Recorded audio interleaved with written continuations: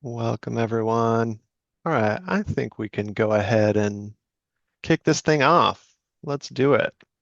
Welcome, everyone, to our second session of the 25-26 Pretest virtual training series here on December 10th, 2025.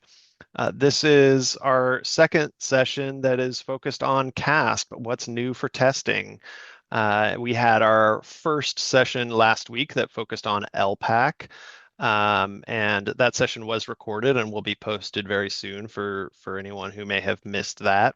Um, to access today's materials for our training today, including the slide deck and a resource guide that will have links to a lot of resources. Uh, we have a Padlet page that you can both ask questions on and get the links to those materials. I have just put that link in the chat for you. You can also um, use our bit.ly link, a shortened link, if you go to bit.ly/2526 pretest CAASPP is that URL, but we'll continually put that link into the chat as well. And you can also get the materials on our upcoming and on-demand trainings webpage on our CAASPP and ELPAC website as well. But we've put those links on the Padlet page for you also. So a few notes about this training.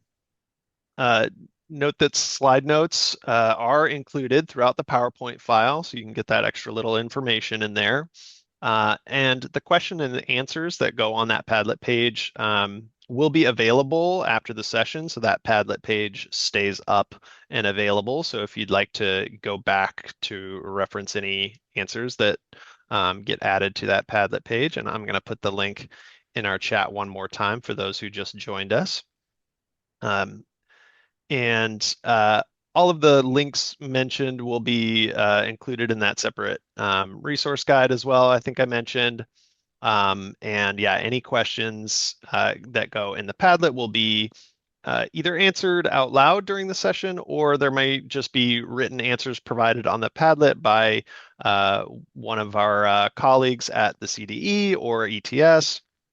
A lot of folks helping out to address any questions that may come up. And then, of course, the session will be recorded and posted on our upcoming and on-demand trainings webpage that should be available within a week or two. All right, our agenda for today.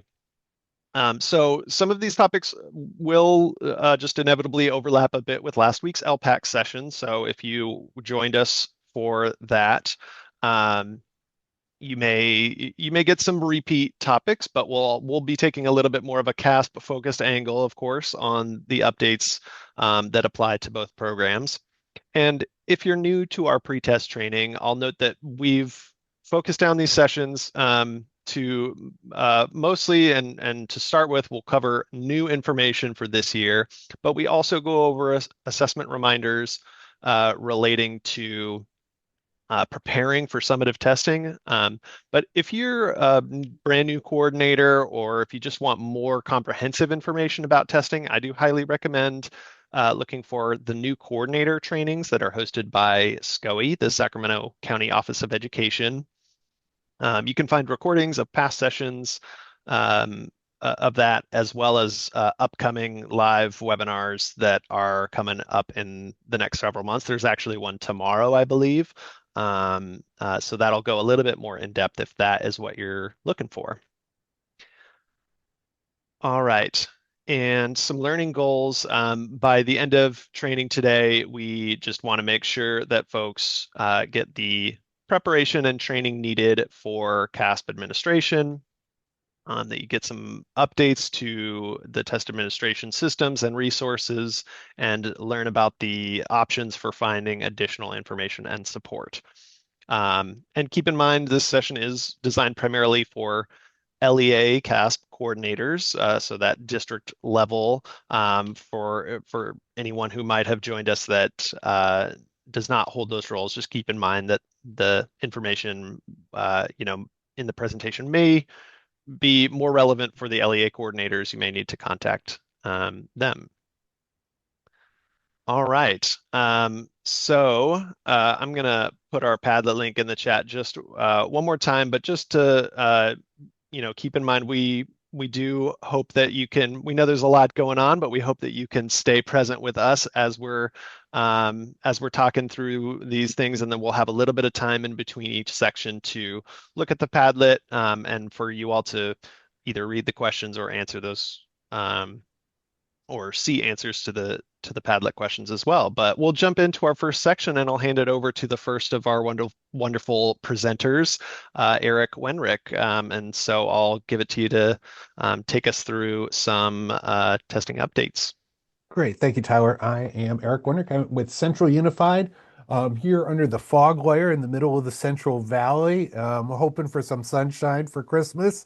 If anybody out there along the coast has got some to send our way. We're a district of about 16,000 students. This is about my 14th season, I believe, of going through this. So hopefully I'll be able to share a little bit of those experiences with you. Let's get into some testing updates for the 25-26 test administration year, though, to get us started.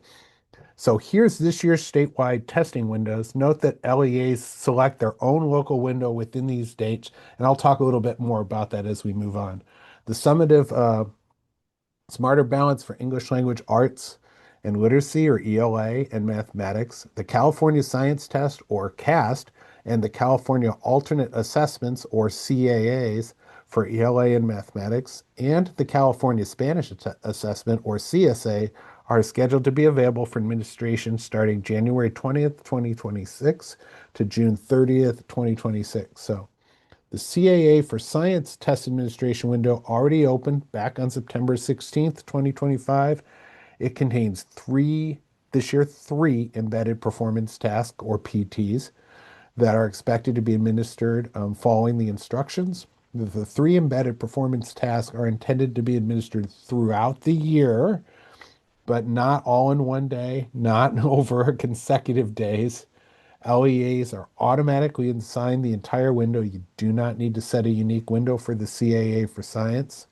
The statewide testing window end date is June 30th, 2026. Interim assessments, including the Smarter Balance interim assessments for ELA Math and CAST interim assessments, are available year-round, even during the summative window, so make sure people understand the difference and pick summative when you intend for them to. Of course, as most of you already know, each LEA must select local windows for CAST summative testing in TOMS. The deadline for setting your testing window was December 1st, so you should have already gone through that process in which TOMS is programmed to help you choose the testing windows. Minimum of 25 instructional days within the statewide testing window. So TOMS will also take into account your local schedule once you enter dates and put the start and the end date of your instructional calendar and your non-instructional days into that calendar. Calculates it all for you now. It's all done automatically. You just have to pick windows in there. Note that the CAA for Science and the CSA window cannot be changed manually. The CAA for Science windows open September 16th, 2025. The CSA window will open January 20th after 66% of the LEA instruction days have happened, whichever is later.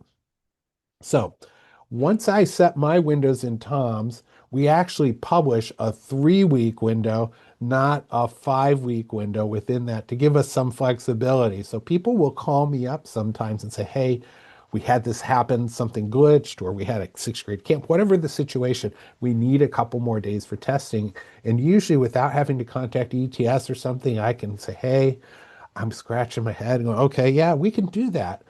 We can give you one more week to test. Our superintendent has traditionally liked to keep the windows pretty compressed at about 3 weeks, with 2 weeks of actual testing, one ELA, one math, and then a week for makeups. So you can, even though you have to put all those instructional days into the system, you can kind of use that flexibly and think about how that works for you. So something to think about as you go through and set your administration windows internally in what you publish. Alana, did you have anything you wanted to add as far as thinking about testing windows or different situations?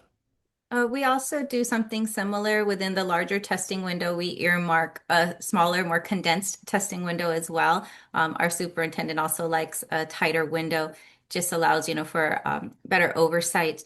And then we also make sure that each of our schools are communicating their testing windows to parents and posting that on their websites or any communications that they send home and asking them to do that early so parents are aware of when testing is actually going to be occurring at the school site. Great, thank you.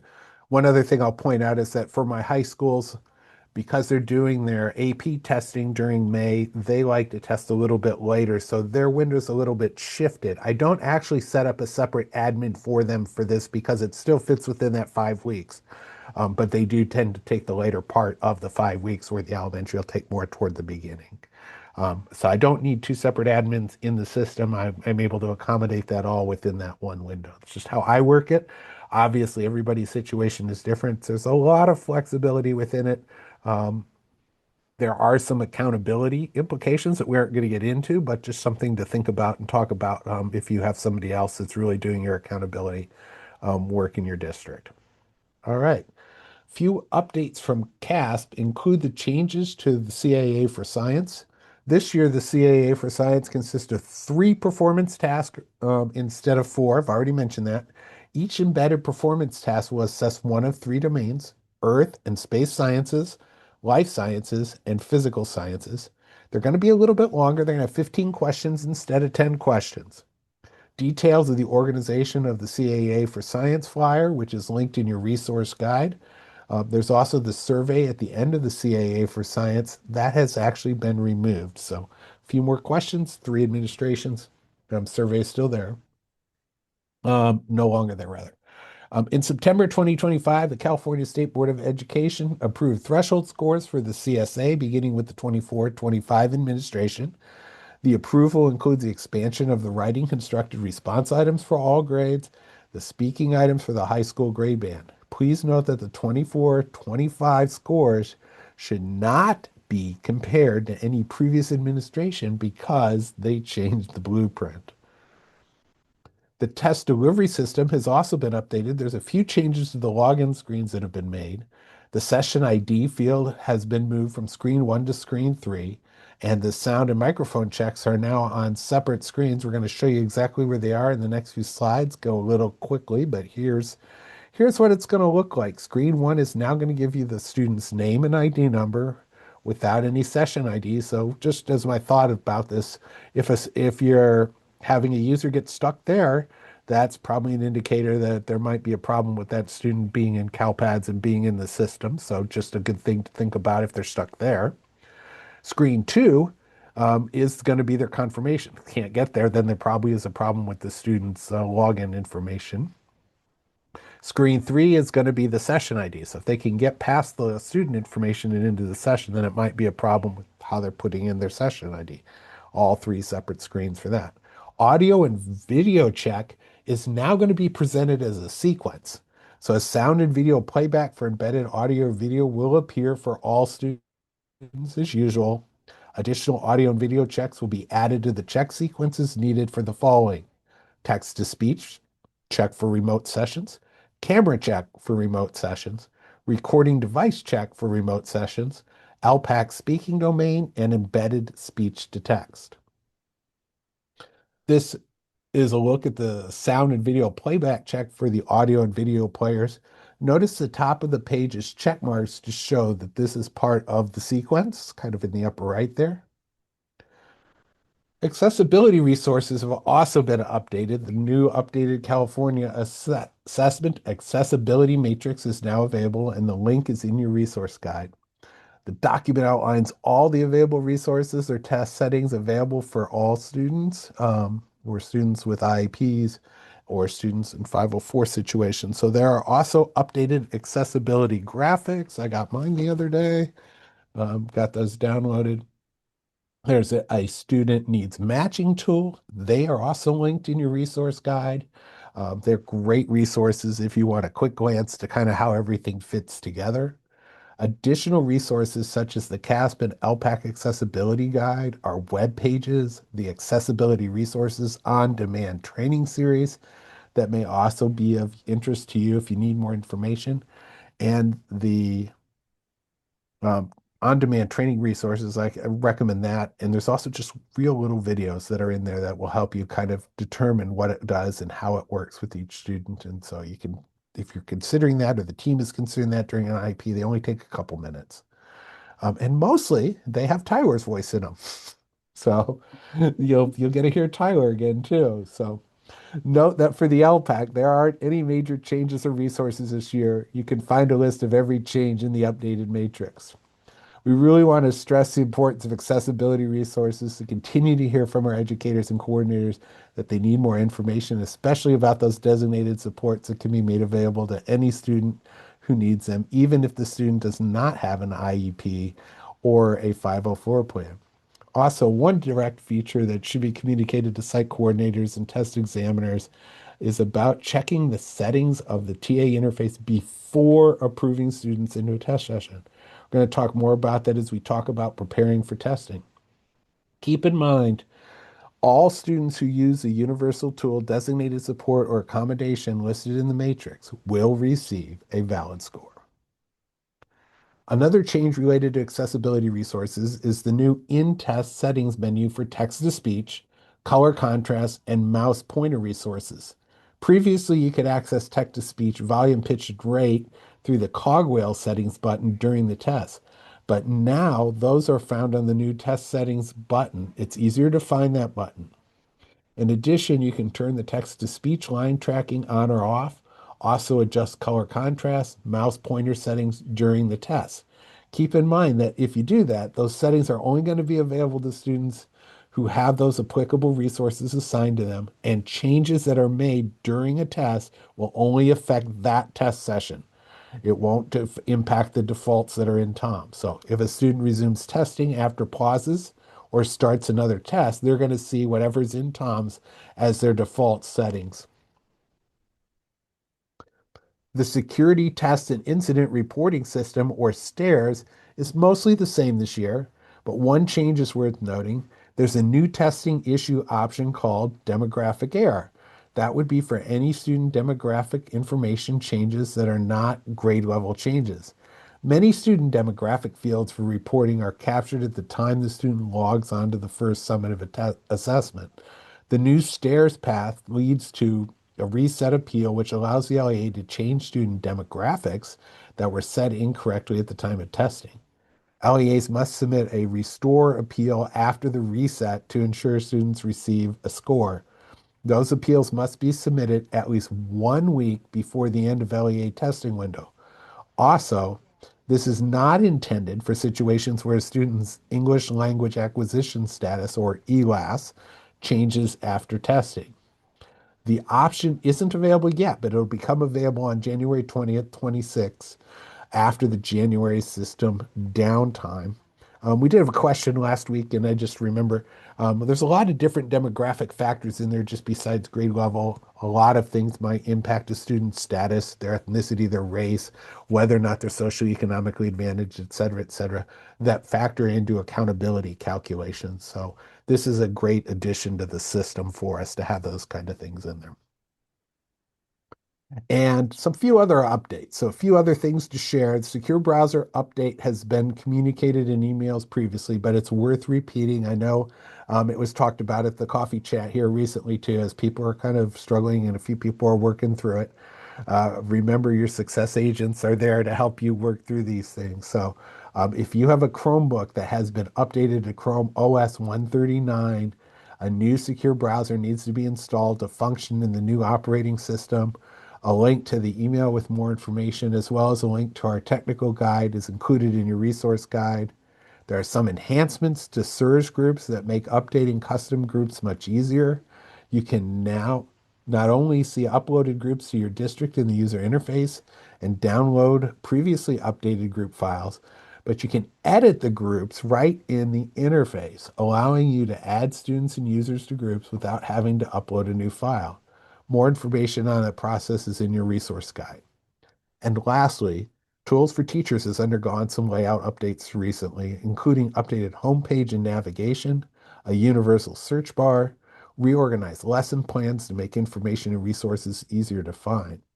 The lesson plans are also undergoing updates to include language goals and instructional strategies for supporting English learners. Additionally, the CDE continues to add professional learning resources for introducing teachers to ELPAC test types and how to support English learners in the classroom. New resources will continue to be added through this winter. And this brings us to our first section where we're going to take a chance to pause. We're going to get a chance for you to go to the Padlet, enter any questions that may have been raised during this time. Take a chance to review your notes, check that resource guide, think about what your LEA needs, jot down some key ideas from this section.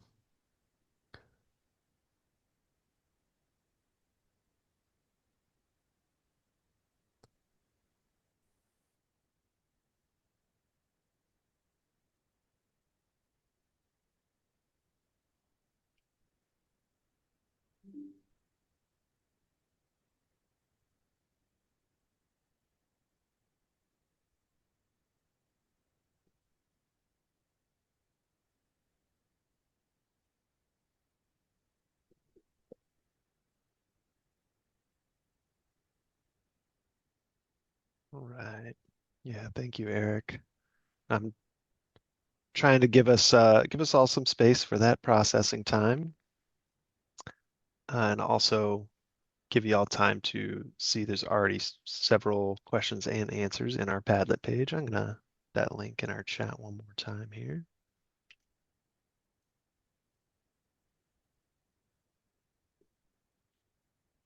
And if you're unable to click on links from the chat, you can always type in the shortened URL bit.ly/2526 pretest CAASPP. But we do have several good questions in here. Actually, before I get to that, well, actually, someone did mention the demographic change topic. So we brought it up in relation to stairs, and um, the uh, the fact that there's this new stairs option that will be available after January 20th, where if a demographic field other than grade level change needs to be adjusted, that option will be there. But it brings up the fact that good reminder for everyone, and we actually brought this up on our coffee session if you had joined us for that yesterday. It's a good reminder to know that certain demographic fields for students do get locked as soon as a student starts a summative assessment, whether that's summative assessment for ELPAC or for CAASPP, whatever the first summative assessment that student logs in, it locks those demographic fields that come over from CalPads, and we want to make sure that we mention this. So one, you don't have to enter as many stairs reports, even though there is this new option if it's needed. But we, of course, would like to avoid that. And this is really to keep end of year reporting clean, and make sure that you all have the data that you need. There is a list of all of the fields that lock, and so I'm not sure if that link in particular is included in our resource guide, so I'm gonna grab that link and put it into our chat here as soon as possible. Let's see.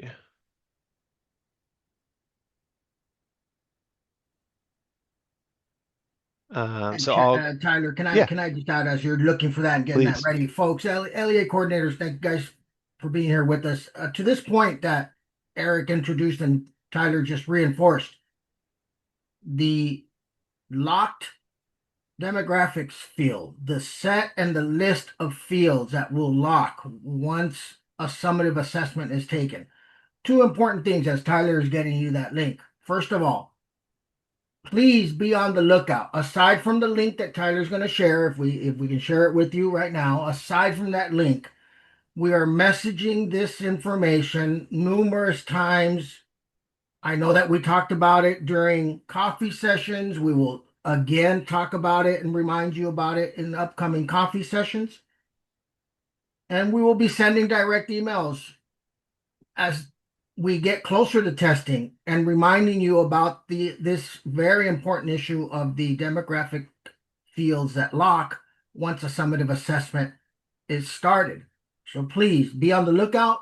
Please do look over the list and understand this last point. For those of you, I know that Eric mentioned the one window that already opened for some students. Remember what opened in September? So for those students that you have that take the CAA science test, that is a summative assessment. And so for those of you who have already given maybe one of those embedded performance tasks and you have two more to go, so the minute one of those students started the CAA for science as a summative assessment that it is, that lock of the demographic fields for that student kicked in. So please keep that in mind. And then again, be on the lookout for that list that we were just referencing. I think Tyler might I have placed that. Is that the link, Tyler? just yeah, that should Awesome. have all the info about the fields that lock, like, special education, ethnicity, foster status, migrant status, all of that stuff. That whole list is in our Tom's user guide. I linked straight to the chapter. And Tyler, if I may, one last detail on this. Of And course. Eric, I don't know if you're going to mention this in an upcoming section or not, but I know that you and I used to mention this so often. That list, my dear friends, make sure your CalPads people know about it. Make sure that this communication between testing and CalPads more than ever really ramps up and gets really tight and working together closely with your CalPads people. For those of you who wear many hats and do both, well, God bless you, and make sure you talk to yourself about these two separate tasks and this issue of the demographics fields at lock, because your CalPads people need to know about it also. Yeah. And someone actually just put in a question about this, saying, like, are there best practices for reviewing, these demographics? And but which obviously is a lot of information.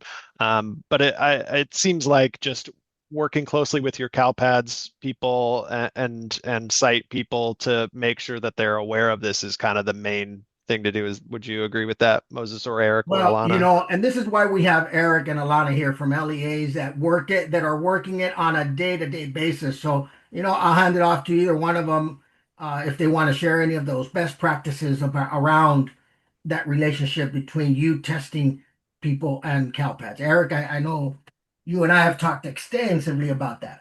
Yeah, I think one of the things, it's always a challenge, right, to make sure you do kind of the demographics correctly. One of the things that I like to do is a simple cross-tabulation table of age of students and the grade that they're in.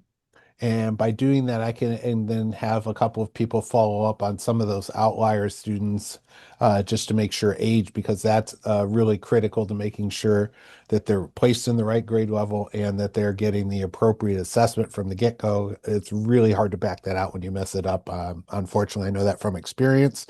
Uh, and the other thing I think is just being able to provide folks, hey, if we were doing it today, here's what's going to be in the test file for all of your students. So here's your demographic profile, right? Here's how many Hispanic students you have. Here's how many migrant students you have. Here's how many students you have that are going to be counted as socioeconomic disadvantage.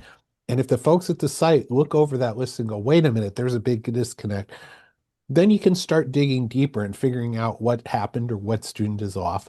If they say, yes, that looks pretty much like my list, then you're probably pretty good to go. But just keep them, always have their teachers at the individual level, just keep an eye open for it. So that's some of my suggestions as far as thinking about what to do with. For And I'm sorry, Alana. Before Alana, of the 271 of you coordinators that are with us, if you haven't already done so, the Padlet, not only for questions that you might have, but for example, on this note, if you look at the Padlet, one of our partners from the CDE just gave you some incredibly detailed, important answer to this issue. So please, as we're going along, know that the Padlet has some incredibly valuable information for you aside from what Eric and Alana are presenting to us. I'm sorry, Alana, go ahead. No, I just wanted to add that for my LEA, Los Angeles Unified, uh, we we have a CalPADS team that takes care of that, but we make sure that we're in communication with any updates and keeping each other informed also of anything that is occurring within the system. One one demographic field that we do heavily monitor is the grade level changes, as we have reports that are generated so we can get ahead of it before testing starts and identify the kids that perhaps might have been assessed already, because summative ELPAC does start earlier than CAASPP for our LEA. So we want to make sure that if kids had any grade level changes within that, we can get ahead of it, work with the school site. So by the time CAASPP testing comes around, students are able to assess in their proper grade levels. So this is a great addition to the STARS process. I know our LEA alone, because of our hundreds of thousands of students, we submit a lot of STARS for that. So this is going to help the process for us. Yeah. And Definitely. there again, to reinforce what Alana just said, and please, again, in the Padlet, please look, our colleagues from the CD are giving you guys some really good suggestions, some really good practices to do what Eric and Alana had just shared with you. That's so important. Yeah, for sure. Yeah, including running, Yes. that student Yep. demographics report Yeah. in Tom's. Yeah, for sure. Just a couple questions I wanted to answer before we move on. One was about that new accessibility resources menu that is available in the test. The only accessibility resources or test settings that can be adjusted in that are text to speech, color contrast, and the mouse pointer. And that only shows up if a student has one of those three assigned to them. So that is an important note to reiterate. And then one question, if I can see the new login screen, does that mean my devices are updated? It says Secure V8 at the top right of the screen. So by your devices are updated, I'm interpreting that to mean the secure browser question, right? About that new secure browser for certain versions of the Chrome operating system. Um, and they're not necessarily connected. So anywhere a student might log in, uh, including the practice and training tests, which can be just accessed through a regular internet browser, you're still going to see that new login screen format where the session ID appears later on its own screen and things like that. So, but if you're on a Chromebook and the secure browser is running, then it's going to be fine. It's more about that secure browser issue is more about the secure browser actually functioning if the Chromebook is running on a certain version of that operating system. But yeah, the secure browser isn't necessarily connected with the new look of that whole login process. All right. A lot of great questions already to start off, but we'll jump into our next section, and I'll hand it off to Alana, who we've already heard from, but we'd love you to introduce yourself again, Alana. Thank you so much for joining us here. Thank you, Tyler. Again, my name is Alana Lesbron. I am an administrator with the Student Testing Branch with Los Angeles Unified School District. We're a very large LEA with almost 800 schools and hundreds of thousands of students. So assessment is really big in our district and something we take very seriously to make sure that we're in compliance and following all state guidelines. So we're going to go ahead and get started with the assessment reminder section. We're going to review some information and updates that are now specific to Smarter Balanced for ELA Math, the California Science Test or CAST, and the California Spanish Assessment or CSA. For the CASP General Summative Assessments, the administering an online test session documents, which are also known as scripts, are all a test administrator needs to administer a test. These documents contain the logon instructions for the test administrator and the students. What's important is that they also contain the say instructions, which must be read verbatim to students. There are 4 different documents, one for the Smarter Balance Computer Adaptive Test, or CAT, one for Smarter Balance Performance Tasks, or PTs, one for the CAST, and one for the CSA. Now note that in previous years, these documents were available as PDFs and within the CAASPP Online Test Administration Manual, or the OTAM. But this year, only the PDFs will be available. These can be printed or accessed on a device as needed. Also, just like last year, abridged versions of these scripts will be available for those more experienced TAs who don't need as much information about the login process and other info that is usually detailed in the scripts.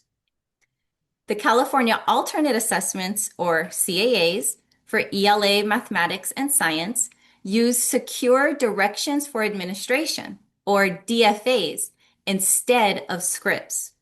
And like last year, some of the logon information and other instructions are separated out into the Preparing for Administration, or PFA, documents. More on that in a moment.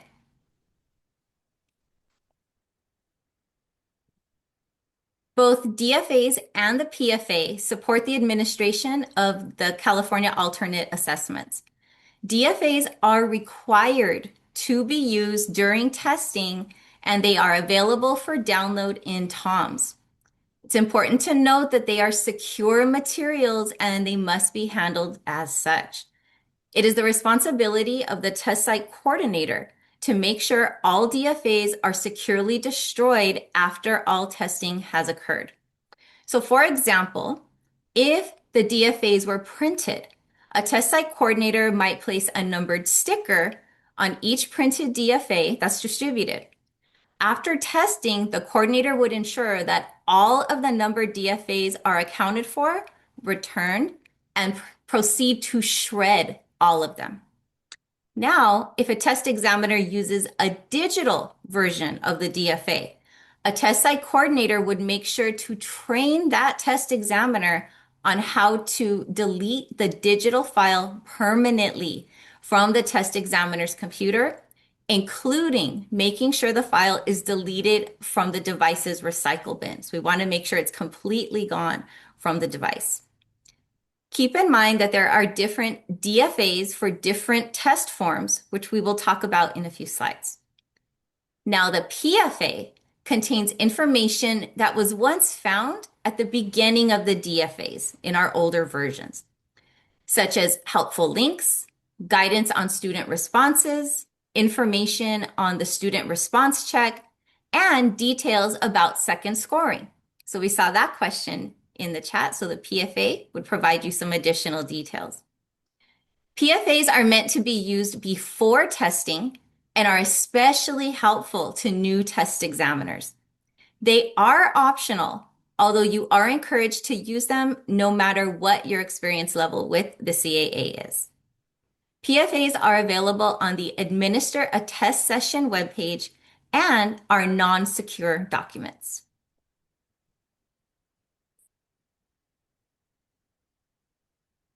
Updates for the Test Administrator tutorial for 2025-26 have been made, and it is now available in Moodle. This is an optional training for test administrators. This tutorial may be useful if your LEA doesn't have its own local training, or perhaps for people who miss a local training on administering the CAASPP. Training topics include the following: Summative General Assessments Overview for Smarter Balanced Summative Assessments, CAST, and CSA, Test Security, and Test Administration Procedures. CAA test examiners must complete the test examiner tutorials in Moodle. These required sets of tutorials are composed of modules covering the general administration of the CAA and the specific content areas. The General Requirements module, the CAAs for ELA and Mathematics module, and the CAA for Science module are available. All test examiners must complete the general requirements section of the tutorial and at least one subject area section to receive a certificate of completion. A certificate of completion acts as evidence of the training and is issued following completion of the tutorials. So in LA Unified, we kind of make sure our test site coordinators are managing this at the school site level. We ask them to collect a hard copy of the certificate of completion for the CAA for any of the content areas. And then we also use our own database where we transfer the report completion from Moodle. So our coordinators can also check up to see on on the database of who has completed requirements at their site. And then we are also able to use that so we can track district-wide all of the test site coordinators and all of the test examiners that have completed the required CAA training. Eric, do you want to mention how you handle this at your LEA?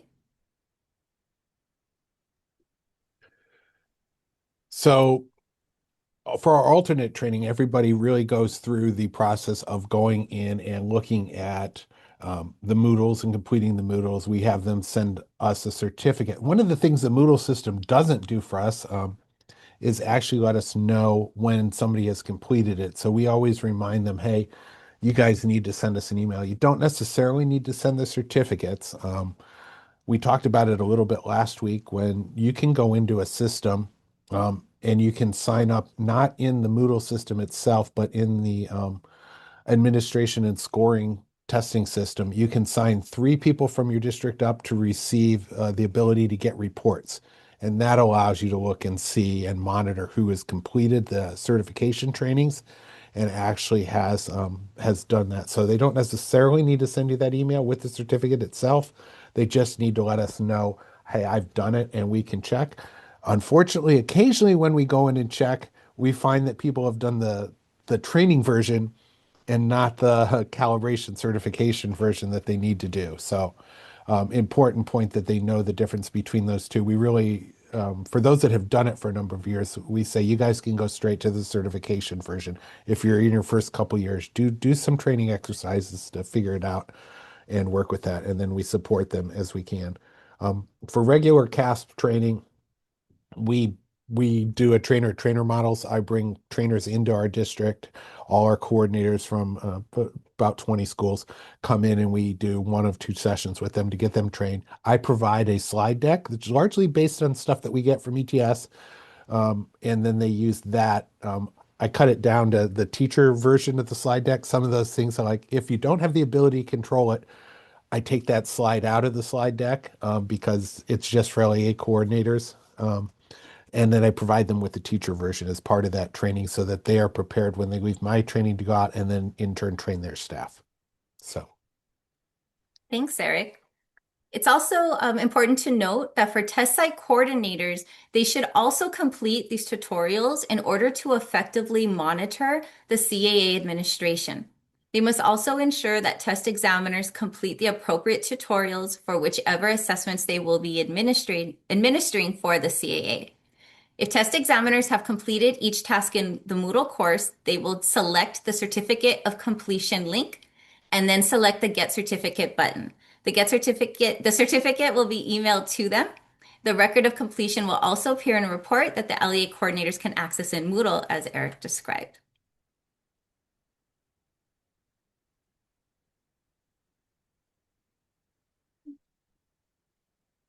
Note that the adjusted blueprints for the Smarter Balance for ELA and mathematics are going to be used for subsequent years. We often get the question about whether we are going to return to the full form blueprints at this time. There is no plan to return to the full form blueprints. The claim and target data provided will remain the same as last year. That means target results continue to be limited to groups of 30 students or more in SIRS, and individual student composite claim results will be reported on the student score report and in SIRS.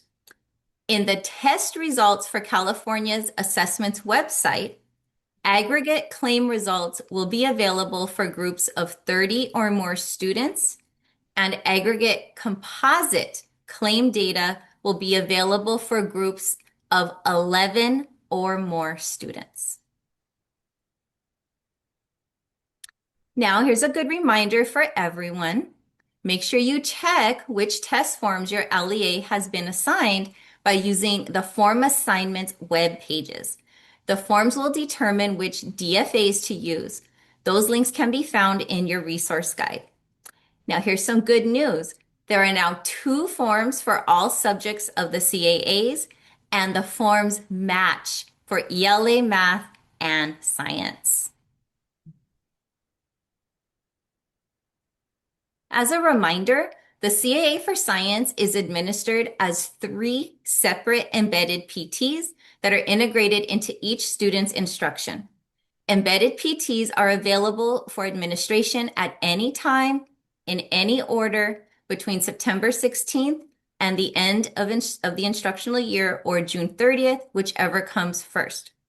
The form-specific DFA for each of the 3 PTs contains the test administration scripts and may include necessary graphics. We know that the administration of these embedded PTs often get pushed to the end of the year, which is a lot of testing to happen in a short amount of time, considering students are also taking the CAAs for ELA and math and possibly the alternate ELPAC. Do your best to encourage test examiners at your LEA to administer the CAA for Science embedded PTs throughout the year. The CAA for Science Administration Planning Guides are a resource that can help with this. They include the science content being assessed this year and a testing planner to assist in determining when to administer each embedded PT. In my LEA, what we do is we make sure that we are reminding our schools that if they have eligible students, that they need to start testing early after instruction is done for each module of the performance task. We do send a reminder around November, December, reminding the coordinators of each school that you have eligible students and you should, at this point in the school year, at least have one of the PTs done. And then we do this again in the winter, early spring, because we do want to make sure that these are spread out. Because again, these are our students with the most significant cognitive disabilities, and we want to make sure that they are given the opportunity to show what they know and not just be overloaded with testing in the spring. Eric, do you want to add anything for your LEA? I think I've mentioned this in the past. One of the things we do here in Central Unified, I started doing last year, last year, I think, is we actually put on the calendar 3 separate goals for our folks to complete their CAA for Science administrations. I don't tell them which one to do. That's up to them, depending on their curriculum. But we say one's supposed to be done before Christmas break, one's supposed to be done before spring break, which then leaves you the third one for after spring break as a general kind of rule of thumb. In all honesty and transparency, I wished it worked as great as that sounds. We still have to send a lot of reminder emails, a lot of prompting. We are still getting people to complete their training and sending out reminder emails as recently as this morning, probably, to try to get people on board with that. But at least they have some deadlines, and then we can start helping them realize that this is supposed to be spread out. Thanks, Eric. So now a little bit more about the CAA for ELA second scoring. So as of last year, the requirements for CAA for ELA second scores was changed to allow for more flexibility. Second scorers still need to be an employee or contractor with the LEA, but they are no longer required to be a credentialed teacher or a licensed educator. They still need to have familiarity with the student and complete the test examiner tutorial in Moodle, as well as all other previous requirements. They will also need to have a TA or TE role assigned to them in TOMS. Note that second scoring is only for grades 6, 7, 8, and high school. As of last year, grades 3 through 5 no longer have a second scoring requirement. Now, if you aren't familiar with second scoring, it is the process of having another test examiner score the same students' rubric scored items simultaneously yet independently from the student's primary test examiner. The purpose of second scoring is to establish and document standardized scoring procedures and evaluate the validity of the rubric scored items. As mentioned previously, there are two forms available for the CAA for ELA. A subsection of schools assigned to Form 2 for the CAA for ELA will be required to participate in second scoring. Most importantly, remember that any school that is required to second score must enter scores into the DEI immediately after testing and prior to the close of the window. LEAs were already notified whether they were selected for second scoring, but you can visit the CAA for ELA second scoring assignment webpage to double check whether your LEA or school has been selected to participate in second scoring for the current test administration year.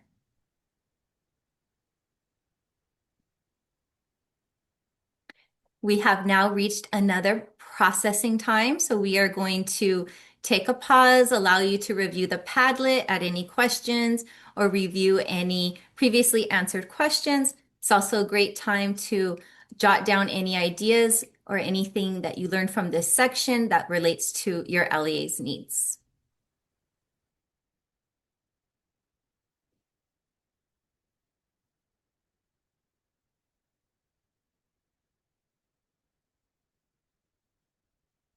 Tyler, Alana, if I can, as you guys are doing that and taking a look at the Padlet and thinking through what was just shared, let me just go back real quick and make a point to what Eric and Alana were saying about the CAA for science and how they work it and how they remind their educators. The intent, I want to make sure that it is clear of how it was built and why it was built that way, that assessment. It's unique. It's as Alana said, or Eric, these are our students with the most cognitively, severely cognitively disabled that need the most care on behalf of the adult that is working with them. And in regards to this assessment, let me make sure that we're clear on its intent. It was that the assessment is given as close to when the instruction was provided for that content. So as you work and look at calendars of your educators, make sure that that detail is put forth, that the teachers understand that, as Alana said, it's not about teaching a whole bunch and then giving two because they forgot, but that the intent of why we built it that way be clear in your educators' mind, that as they teach the content as closely to when they taught it, they provide that part of the assessment for the sake of these students and how we are working with them and supporting them. So as you're thinking through and looking at your ways of monitoring it and managing that, and taking into account the suggestions that Alana and Eric shared as far as your best practices, please keep that in mind. The intent of how that one assessment was built for our students and teachers to be working it together.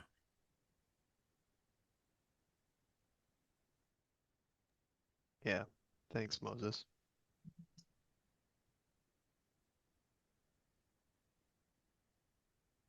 All right. There were several questions about the Moodle courses, so there's a few things that I think might be worth reiterating here. Few folks asking about like the certificates and exactly which pieces of the test examiner tutorial for the alternate assessments that CAASPP test examiners have to take. So there are three separate sections of that test examiner tutorial. There's uh, a general section that everybody who is administering a CAA needs to take, right? And then there's a ELA and math section and a CAA for ELA and math. I should be clear about that, and a CAA for science section as well. And if a test examiner is administering just ELA or math, then they need to do the general section and the ELA and math sections, right? And they get one certificate for that. If you're doing the CAA for science, you would do the general section and the science section and get a separate certificate. If a test examiner is doing uh, both of those or all three or anything like that, then they would get two certificates doing all three sections. So hopefully that's clear. There's good answers in the Padlet, but I just wanted to mention that out loud to be super clear about exactly what the requirements are. And then there were a few questions about the so that's the test examiner tutorial for the alternate assessments, the CAAs. There is also in Moodle an optional test administrator tutorial for the general CAASPP. And though that Moodle course is optional, of course, for test administrators, some form of training for test administrators is still required. It's just that some folks have locally designed trainings for their test administrators, and some use that Moodle course that we've built for you all. I think actually the slide on the test administrator tutorial, the TA tutorial for the general CAASPP, might have mentioned that update, the 25-26 version is available now, but I think it's actually not. It got delayed a little bit. So it's very nearly ready though. So that TA tutorial should be available pretty soon. I'm working on getting an exact date of that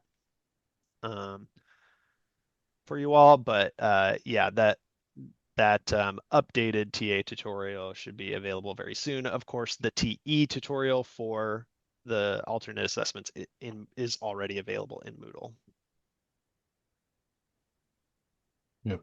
And I did want to highlight, Tyler, I've seen a couple of things related to role definitions here between for the alternate assessments. So when we talk about ELPAC, everybody is a test examiner. It's pretty straightforward. When we get into CAASPP, we have two distinct roles. One is a test administrator and one is a test examiner.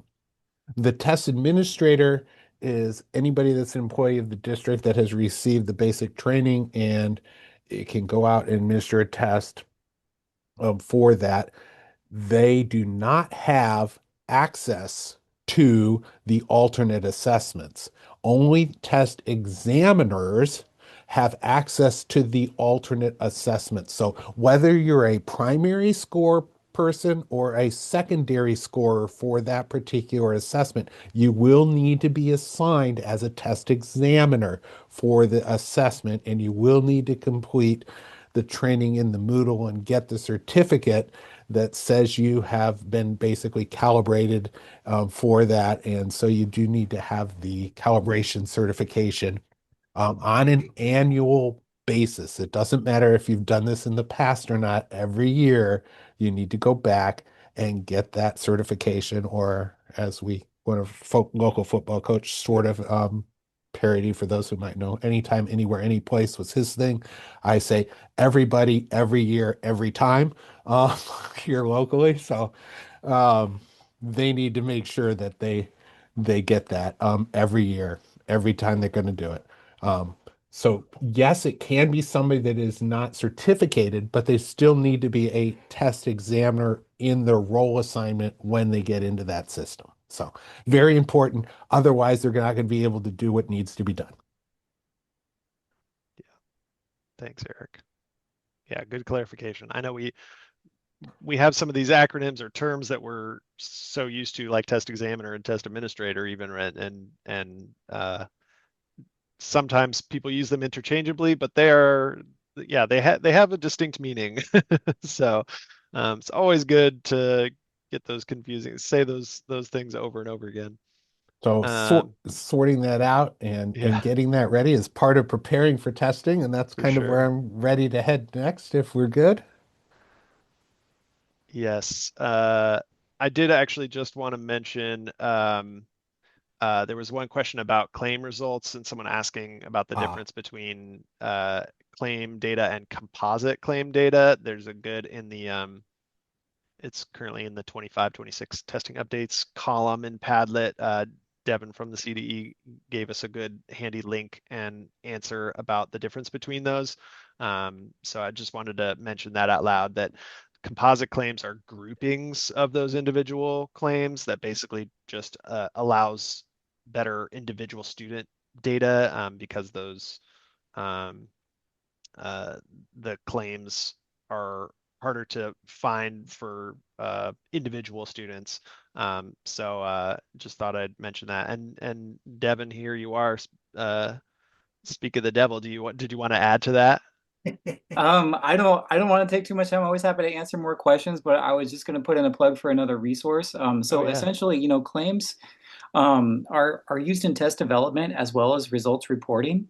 So the individual claims are kind of like one way they build the test, and you'll see those in the blueprints, such as reading, listening, writing, research for ELA.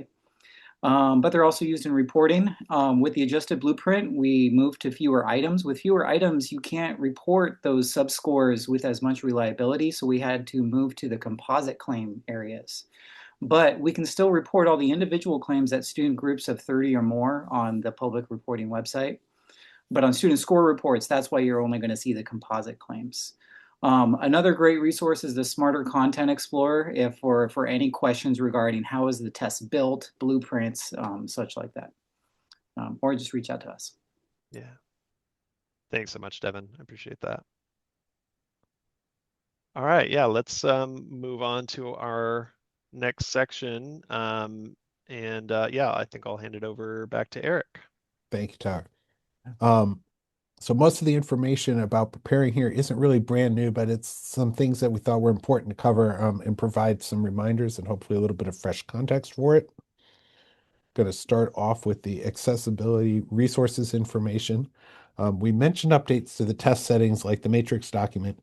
It's also worth mentioning actual training around the test settings, again, also called accessibility resources. So the file name is test settings, and it describes the accessibility resources that students receive, and they get set in the system. So keep that in mind.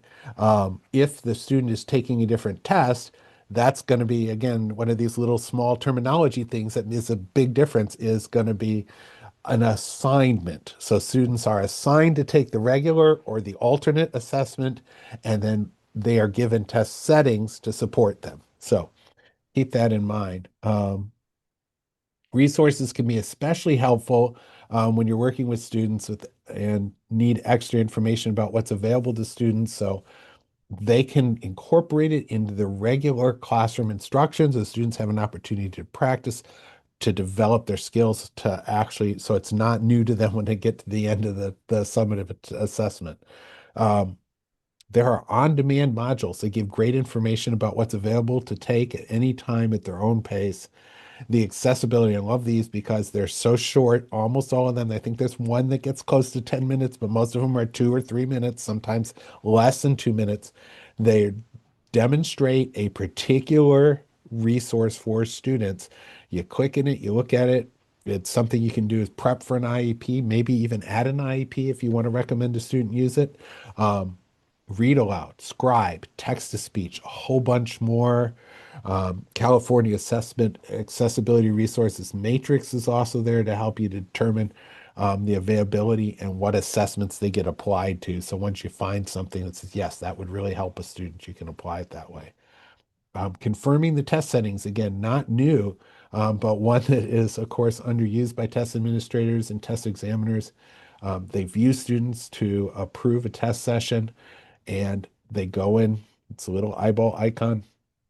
They click on that to see the details. The column also displays the default if a student has no test settings, and custom if they do have test settings applied.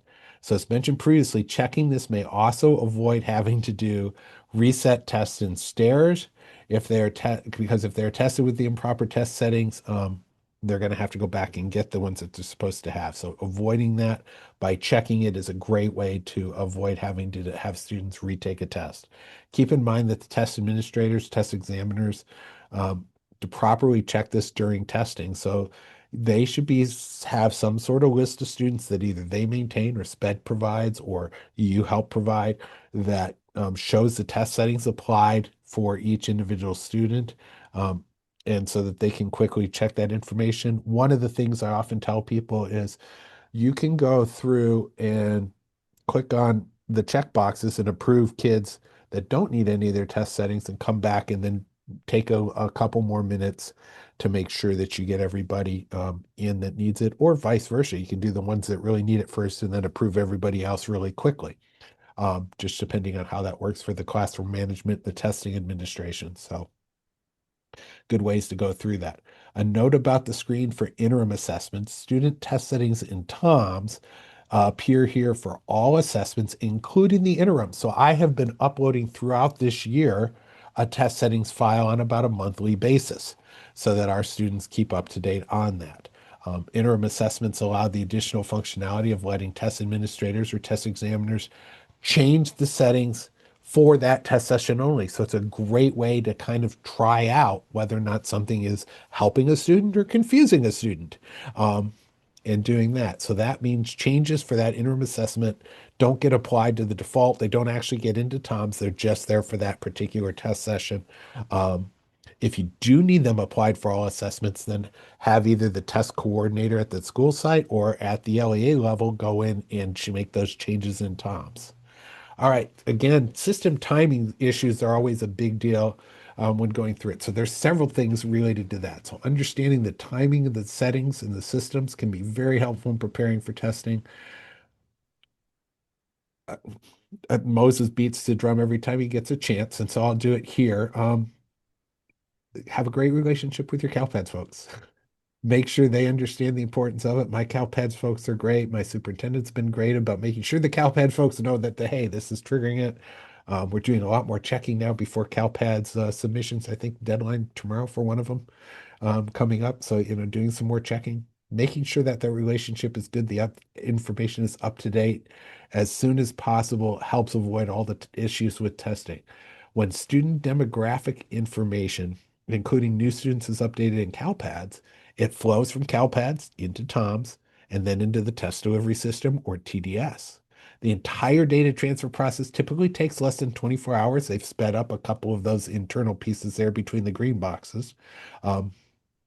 Keep in mind that during periods of high activity, like when Alana's group is testing an LA Unified, it could take up to 48 hours to do that. So be aware that you might need to include a local process in this timeline. If somebody updates your student information system and doesn't give the CalPads person an alert, that could cause a delay. So make sure that you have that built into your thinking of your timelines as you do that. So sometimes CalPads updates are made locally and somebody has to hand upload that change into CalPads, and your CalPads team will have to do that. So make sure that you understand when that's important that they do that and that they get a heads up if it's an individual student upload.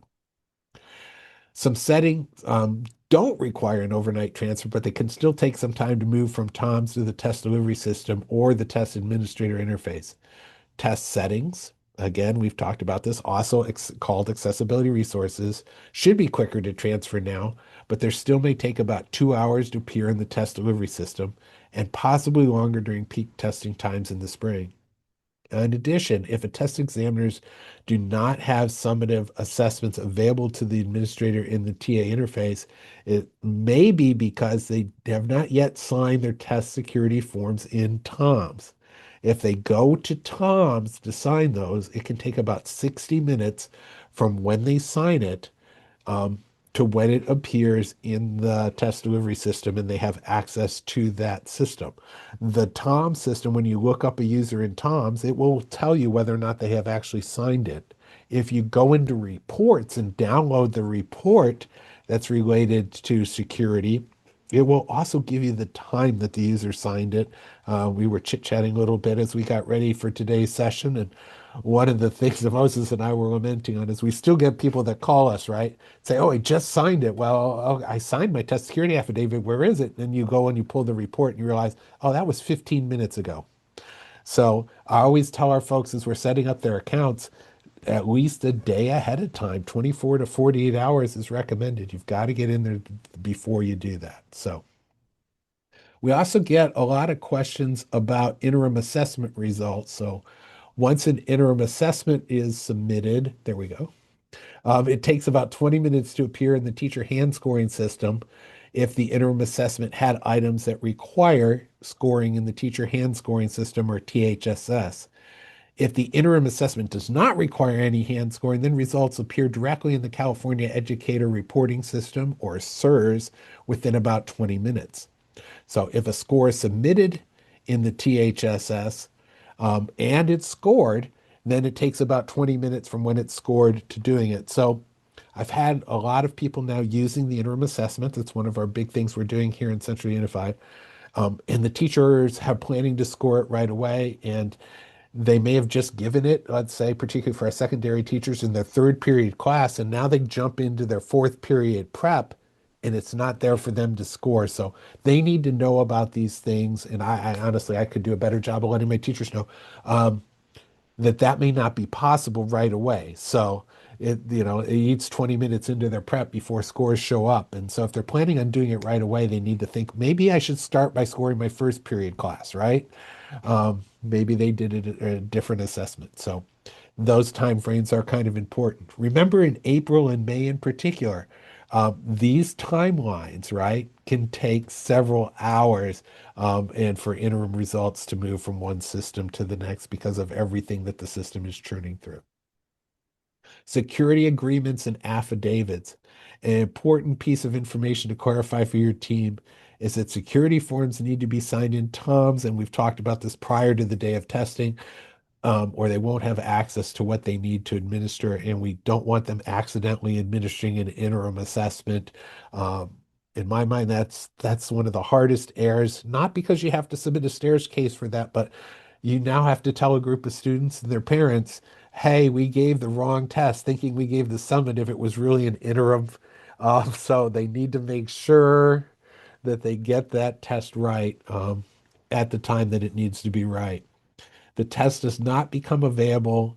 Um, the test becomes available rather 30 minutes to 2 hours after the security affidavits are signed. So it's recommended again a day before minimum. They're easy to sign, completely paperless. First time you got to log into Tom's though. So you're prompted to read and sign the digital form. You really can't get into Tom's properly until you do.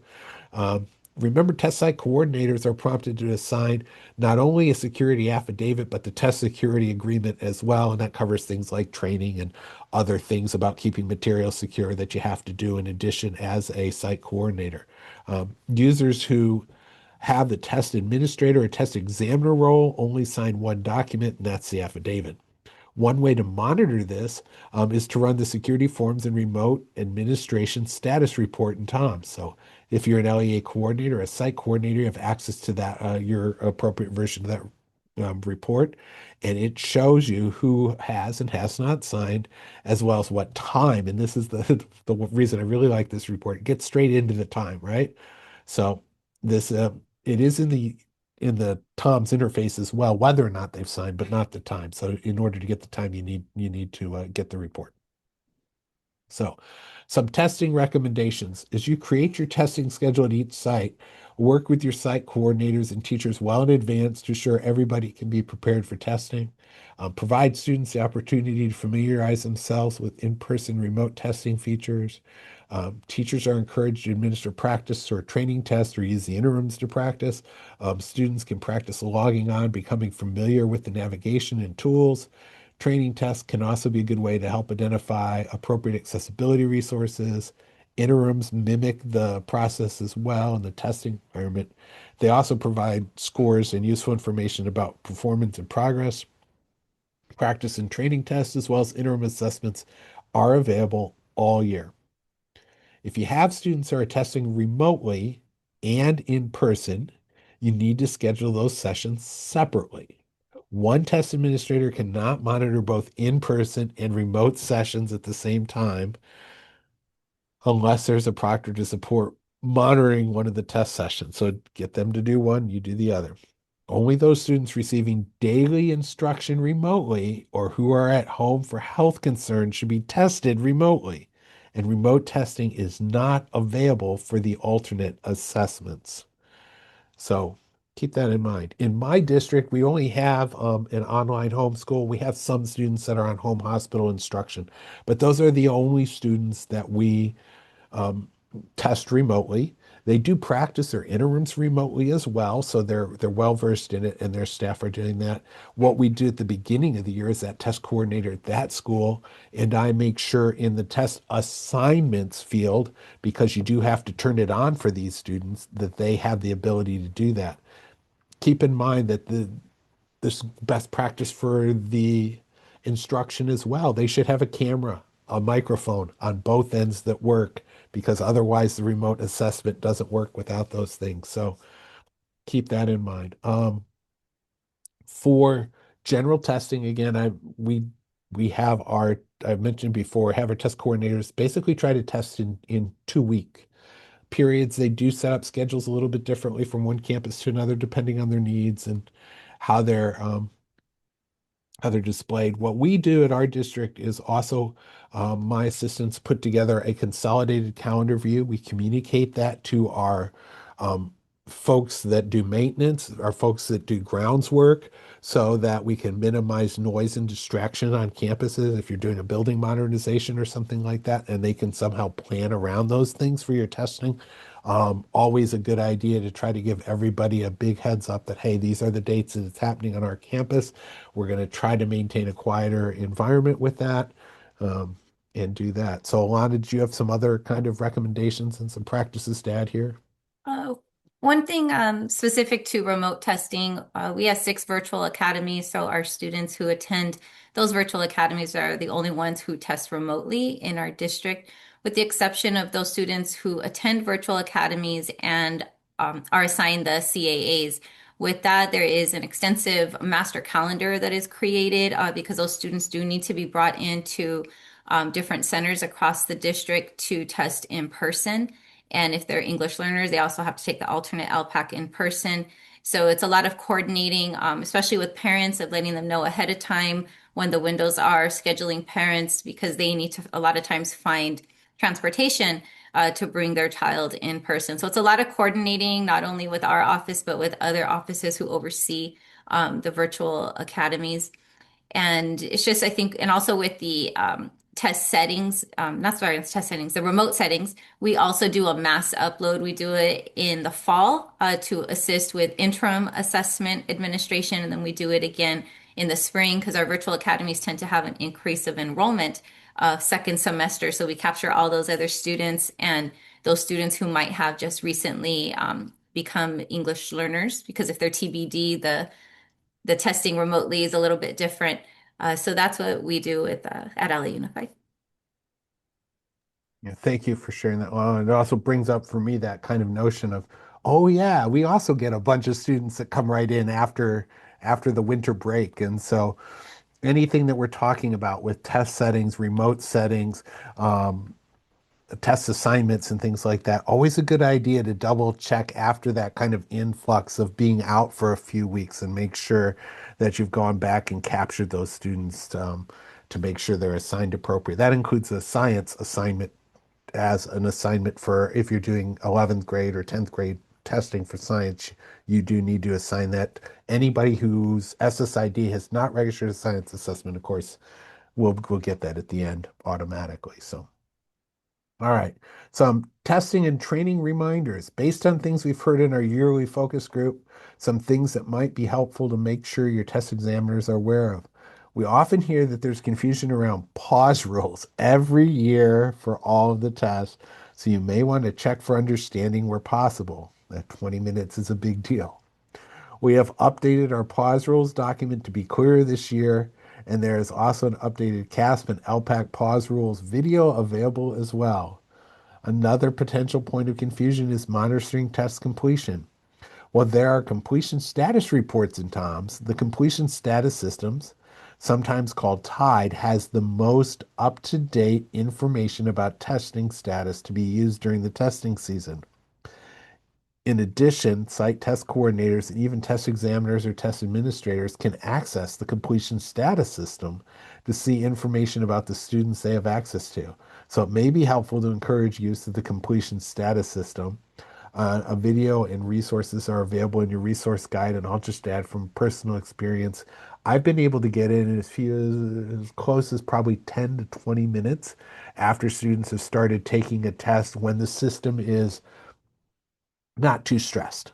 I've also been able to have to wait as much as 4 or 5 hours when the system is under heavy load. So while it is the most current information that's absolutely available, um, some don't necessarily expect the same level of performance every time you go in and look at that system. Certainly, in the later hours of the night, if you go in and things have calmed down, then you'll be able to see what happened that day. So where to go to get some answers? All of our all roles can use the online resources, regardless of who you are in the system, to find more information, updates, and resources for testing. So this includes things like checklists, manuals, videos, the Get Answer tool. It's being updated all the time. The Anita chatbot, accessible on the CAASPP and ELPAC websites homepage. It's a little floating widget. On demand and recorded trainings are also available. LEOA coordinators can call the call center, the California Technical Assistance Center, or Caltech, and our success agents, who are customer service representatives assigned to specific regions in California. If you have a quick question or need immediate assistance, Caltech might be the better option. But if you want to communicate about ongoing complex issue, emailing your success agent, mine are Anna and Iris, do a great job in Region 7. They're probably the best option, and then you'll have a nice record of what happened in those responses as well. And you can look up your assigned success agents on the Contact Us page. For issues with testing systems that arise during an active test session, test examiners can contact CalPAC directly at the 800-955-2954 number listed on the website. Sometimes our individual test for folks at the schools will call that number, and I've told them, look, there's literally tens of thousands of people. We can't all just call that main number. Go through your district office first if it's a routine question or you're having issues. But if you're having an issue, and we get busy as coordinators at the district level during times, and sometimes even the two or three of us that are trying to manage support calls in my relatively small district, um, aren't available because we're all on different support calls already. You can call them, and then the magic words are, "Hey, I'm in an active test session." So I tell my folks, use those magic words, and the folks at Caltech will be more than happy to assist you if we're unavailable, but try us first. So that's always kind of the preferred route. We want folks to go to their local districts first, get local help first. Plus, it also makes sure that their site coordinator, district coordinator are aware of any issues going on.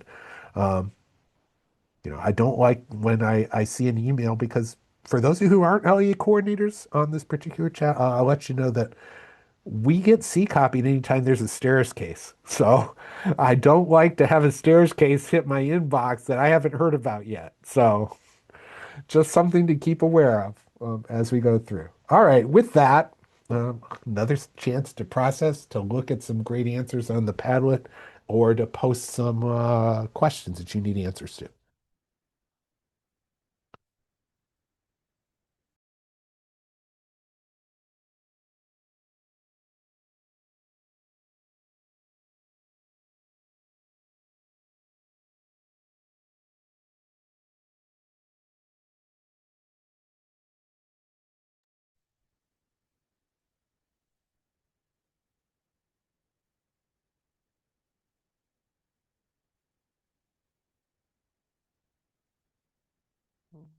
Right. Questions are slowing down a little bit on the Padlet page, which hopefully is a good sign that we've been answering questions and providing good information along the way. But yeah, of course, please go back and check through those, or add anything. Write down some some reminders for yourselves if needed. And I want to mention one thing that came up here in the Padlet. And actually, Dina, if you can, who's sharing our slides for us, if you could possibly go back to slide 32, this question has to do with confirming test settings, and I wanted to mention this. So this is something we recommend a lot, but someone brought up a question that if there's a video that can be used when training to show teachers how to check this, because sometimes you can't live demo it because of PII, sharing student info or anything like that. And actually, this year we have created a video specifically for how to assign and check test settings in the TA interface here. It's not live quite yet, but any day now, it's pretty much done. So it'll be published on our YouTube channel, and it should be linked on our accessibility resources page as well. That will go through this whole process of what that looks like, and even how to um, for the interim assessments or for practice and training tests, you can actually change those test settings right there in the TA interface without having to do it in TOMS, as just like a way to practice or try out resources that maybe the student doesn't actually have assigned. So keep an eye out for that video. I would say this week, probably maybe next week at the latest, that video will be up for y'all to use to train folks. And but then another person also mentioned that having teachers check test settings like this, one by one can take a long time, or it doesn't really happen. Like, and asking for how other districts or schools do this in an effective way. So I wanted to bring up the fact that, so first of all, it's important to note that if a student has any designated support or accommodation assigned, it's going to show in this screen in the TA interface. It's going to show as custom, right? And students that don't have anything assigned, it'll show as default. So just from a scanning, without having to click on anything, just being able to scan, you can at least see whether the student has something assigned or not. The part that is a little trickier that takes some planning or coordination is to make sure that the teachers actually know whether a student should have something assigned to them or not, right? Because if you don't know, then and they all say default, then a lot of teachers are not going to investigate that. So I think different districts or schools maybe have different ways of trying to let teachers know, give teachers the tools, the ability to check whether students have any kind of accommodation or designated support assigned. And there are reports that folks can pull, either LEA coordinators or site coordinators maybe can pull out of TOMS about test settings, but they're a little bit hard to read right off the bat. Sometimes they take a little bit of transformation in order to really be useful for teachers who might not be familiar with all the like coded language in those reports. But there are a few ways to do that, but it does take some planning and some time and preparation. So I don't know, Eric and Alana, if you all have anything to add on to that as far as giving teachers or test administrators the information of which students have which test settings enabled, so that they can check before starting a summative test session. The test assignment, I'm sorry, the test settings report in TOMS is actually very helpful. We recommend that our coordinators provide that to teachers. But it's also important to note that teachers should have a foundation of which students have supports and accommodations, because they should be practicing with them throughout the school year, whether it's with interim assessments or the practice test. Also, if these are on if there are accommodations and they're listed on an IEP or 504 plan, the teachers should also be aware that is just general instruction as far as their students' information. But we recommend that, all of our teachers at the time of testing, we know that it can take a while, but again, not every student has an IEP. Not every student is going to use designated support. So the custom and default is a good way to just kind of scan and then the teacher having that list and they can check. And then, of course, verifying with the coordinator if things are not correct and not allowing the student to test. Yeah, I think it's important. What Tyler mentioned in there was that word transformation. When you get the test settings report and you have to sort through, I can't even remember now, is it 59 columns or whatever it is of information? Um, it's overwhelming for an individual teacher to try to do that. So one thing not to do is simply hand them the test settings report for their group of kids and go, here you go, check these against that, because the format and the way that it appears on the screen when you hit that eyeball. So they need something that's going to match the eyeball and to transform. The test settings report is a great place to start because that's what's actually in the system.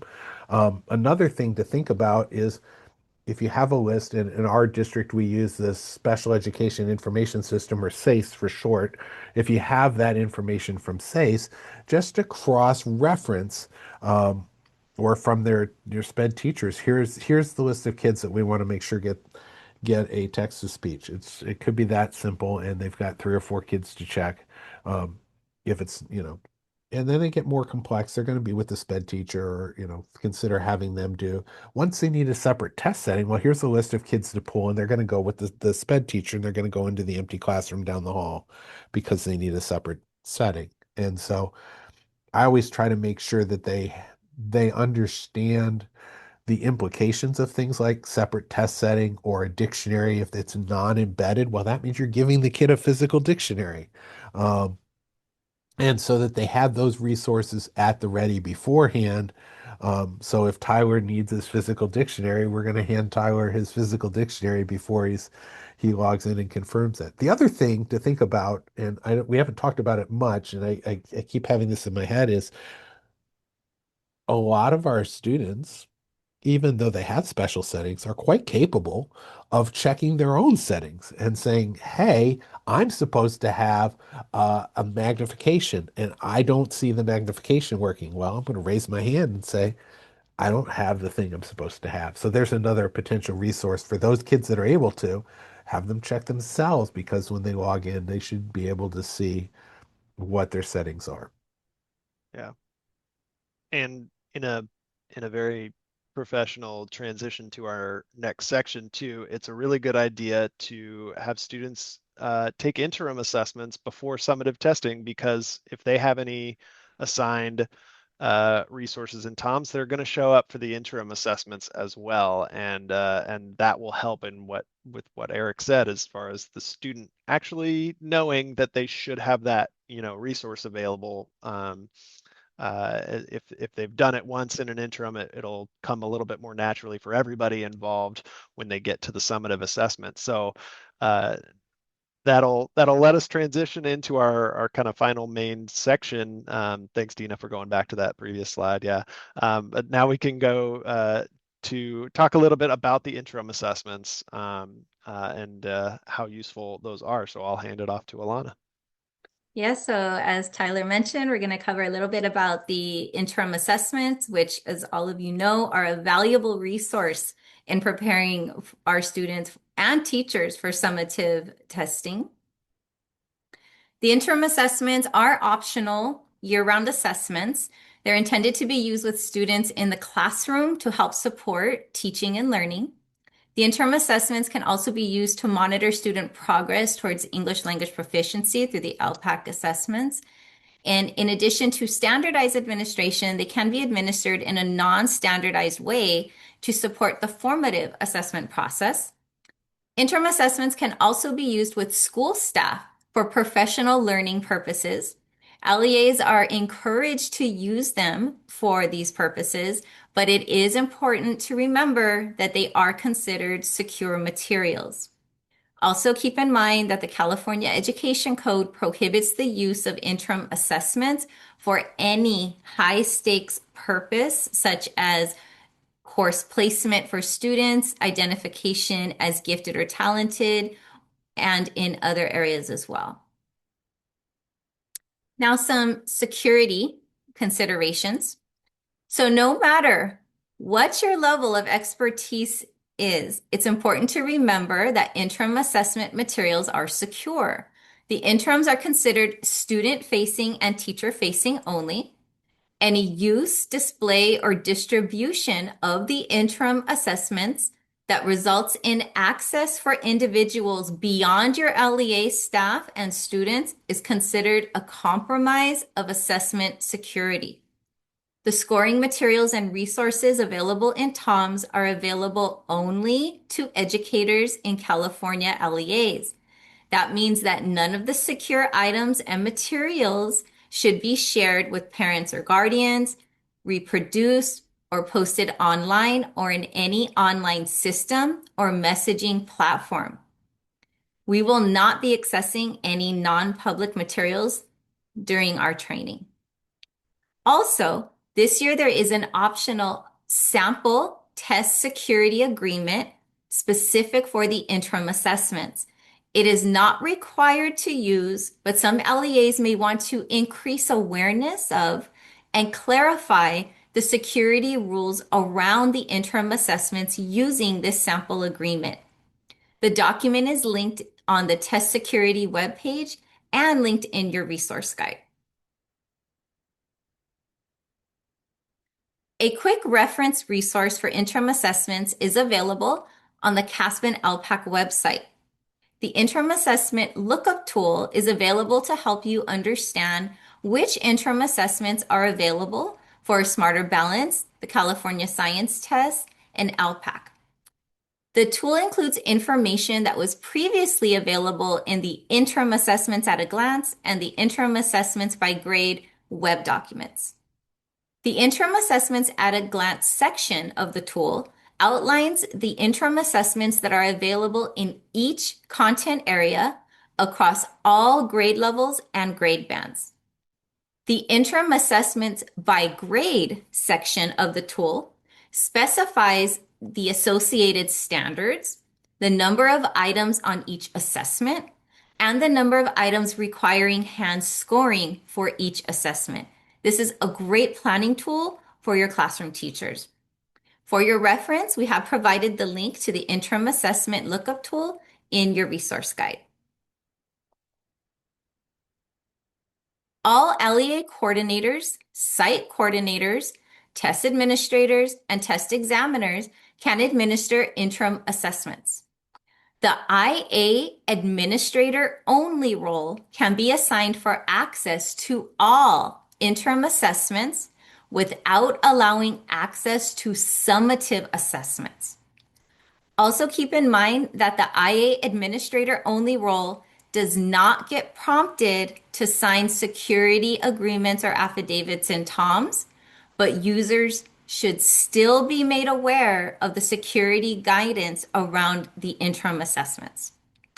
It's also important to note that all roles in TOMS give access to tools for teachers, which provides lesson plans and resources that align to certain interim assessments. We want to highlight a few new features of the Teacher Hand Scoring System, or the THSS, for the upcoming 25-26 year. These features help reduce the number of mouse clicks needed in order to make the scoring process faster and more efficient. There are new filtering and search options that allow you to more easily search for tests. There are new alert icons that display when pending tests have been in the THSS for an extended period of time. The icon will appear after 3 days for initial ELPAC tests and after 7 days for interim assessments. There are also new visual cues alerting users when tests have been pending for a long time. Improvements have been made to the navigation as well, allowing you to easily switch between items and navigate among students. There are also improvements to the page layout, with rubrics, resources, and item details now appearing in a full window, allowing you to see all of these sections at once. Lastly, when scores are assigned or updated on the scoring page, they will automatically be saved. These additional resources are available for more information regarding the interim assessments. They include the interim assessment video series, the interim assessment user guide, and the CAASPP and ELPAC interim assessments webpage. Links to these resources are in your guide. We have now reached another pause break. So take a moment to jot down any notes that relate to your LEA, review the Padlet, review any answered questions. So we're going to take a pause.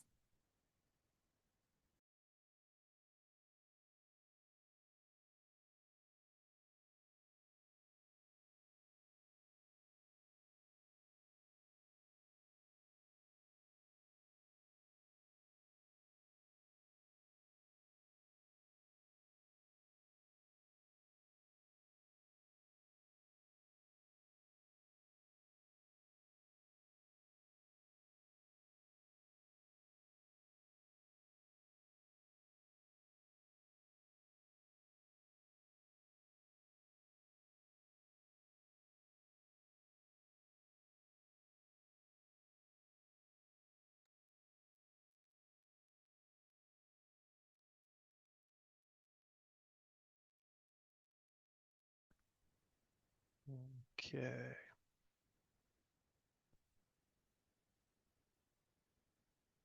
I saw a few good questions about the interim assessments. um, so one person, I think this is kind of worth repeating about the fact that interim assessments are not to be used for high stakes purposes. And I actually provided a link in the Padlet that links to the exact language of that California Ed Code that outlines that, because we do get that question a good bit. The actual language is including but not limited to teacher or school staff evaluation, accountability, pupil grade promotion or retention, graduation. There's a whole list. So there's a lot of stuff that kind of identifies what that high stakes what those high stakes purposes might be. So if you're interested in that, you can find that in the Padlet. And then another question about the interim assessments expiring and whether teachers can still retrieve a score if certain assessments expire. And there is a handout that we have about expiration rules, how many days it takes for an assessment that was started but not submitted to expire, and when a test expires, it does automatically get submitted.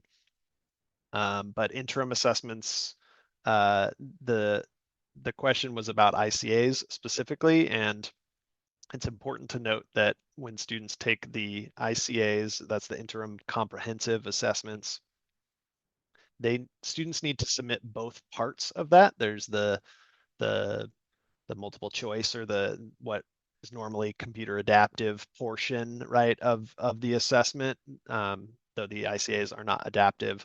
That's part one.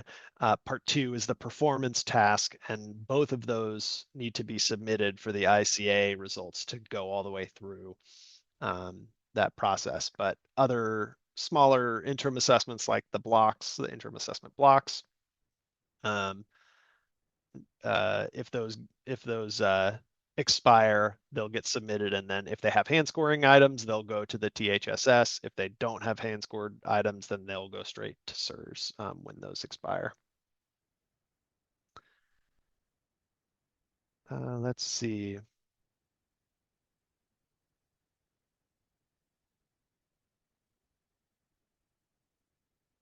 There was one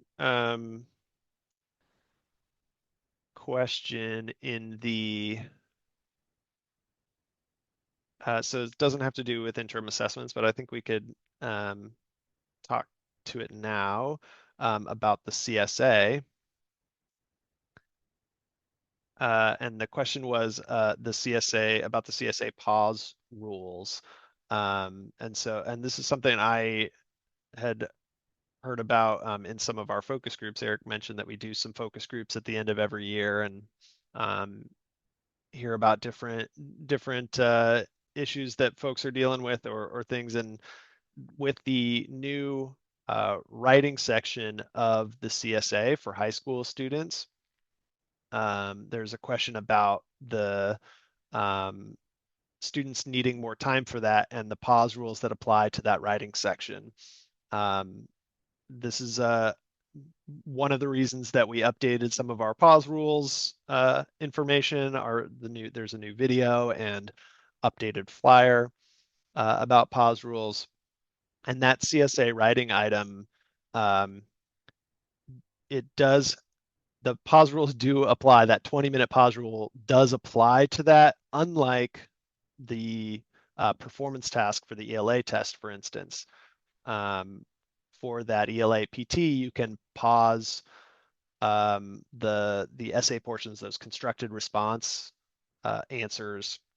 You can pause those for more than 20 minutes and then have the student still be able to return and add on to the answer, but that's not possible for the CSA. So um, uh, I think that the DFAs were updated this year for the CSA to try to really make it clear that if students need more than just one class period for that CSA, that they should pause before starting that writing section, before starting the constructed response. Because as soon as the student types in any characters into that constructed response, they have to finish that before pausing for 20 minutes. Because then if they've entered anything and you pause for 20 minutes, then that means that the student will not be able to go back and add more or change that constructed response. So I'm glad someone asked that question because it can be kind of complicated, but um, it's an important note if you are administering the CSA that folks should know. Before students start that writing section, any constructed response, that they should have enough time to finish that constructed response before a pause of more than 20 minutes. All right. There's a few questions left, but I just want to get through our final little section here, and then we can clean up any last questions that are left remaining. So I'm going to take us through these final few slides where we're just going to talk about a few resources and then finish out our questions and answers. We've talked about several of these things already, but of course, in your resource guide, that Word document that accompanies this training, there are a lot of links to a lot of resources, including trainings, of course, like the one we're in, but as well as several upcoming trainings. We've got a few more in December and then some in the spring. So make sure to check those out. We've got our coordinator checklists that are really helpful, that give you tasks by month that are worth paying attention to. And then, of course, we've got our manuals and our manuals guide. All of the different manuals are available to pour through. So much information in those as well. But then, of course, we always try to communicate timely information to folks. So if you miss any emails, we have a coordinator email archive on our website that lists any email that goes out to all coordinators. And there's a lot of really great information in a weekly assessment spotlight email that is sent from the California Department of Education. So if you're not already signed up for that weekly CDE assessment spotlight email, that's a great source of information. And there's instructions on how to subscribe to that spotlight in your resource guide. All right, and then Eric did mention, of course, some of your options for LEA outreach and assistance, but just another plug for our great folks on the Caltech phone line at that phone number, 800-955-2954. And then, of course, our very helpful and knowledgeable success agents who are available by email, phone, and chat. But they are the ones who you are going to get to know them, and hopefully they will become your lifeline, and be able to escalate any problems that you have that they can't answer immediately. They'll get you there. They will get you an answer. So just a plug for our great success agents. They are very eager to help and capable, of course. So and yeah, seeing lots of love in the Zoom as well. Thank you all. Um, we love to let our success agents know how much we appreciate them. So just to put a cap on our goals for this session, we hope that you're taking away an understanding of the preparation and training needed for CAASPP administration. We hope that you have a good idea of some of the updates to test administration systems and resources this year, as well as those options for finding additional information and support. So that brings us to the end of our prepared slides. We've got a few minutes left to see if there's any questions that we should finish up here with. And if anybody has something that you've already identified to bring up, please do. Let's see.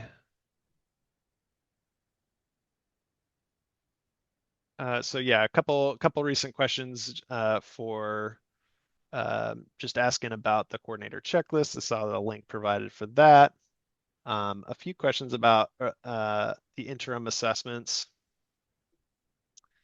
Let's see here.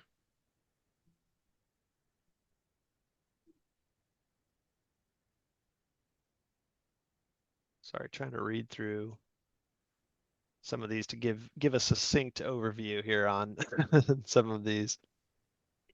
Oh yeah, this is a great question about the are there samples, non-secure samples for teachers to prepare students to take PTs in the interims or the summative assessments. And there's a link to, the Smarter Annotated Response Tool, which is a really great resource that has a lot of writing samples that are marked up with why they met certain scores or not.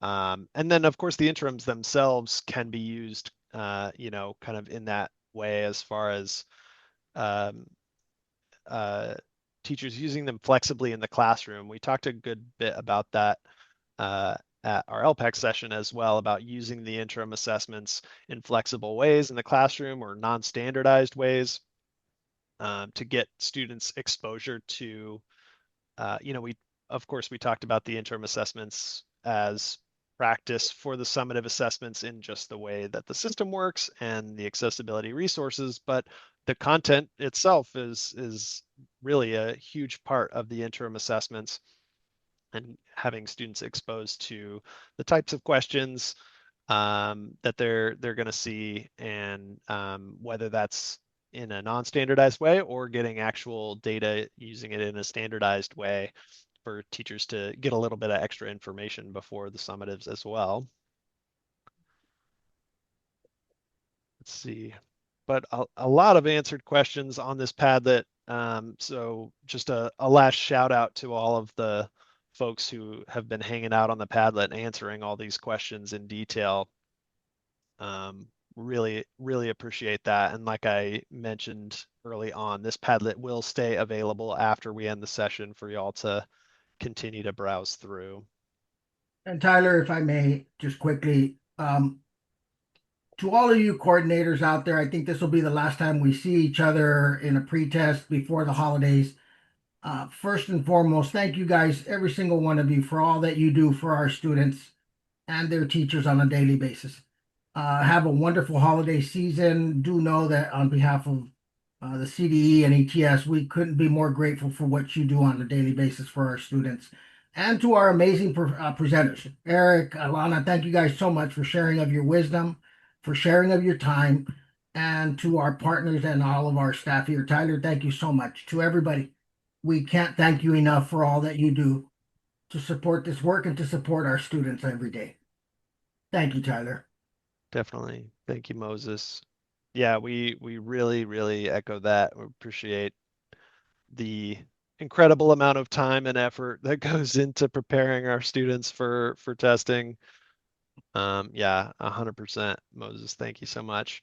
I think most of our questions are answered on here, and I'm gonna let us all. Tyler, is the Padlet Yeah, available after we're done to the it sure is. Yep. okay, to the 145 that are left, and you've been paying attention to our presenters and you might not have seen every great answer, please. I am so serious. There are some amazing uh gold nuggets that have come from our members, from our partners from the CDE and our team members here.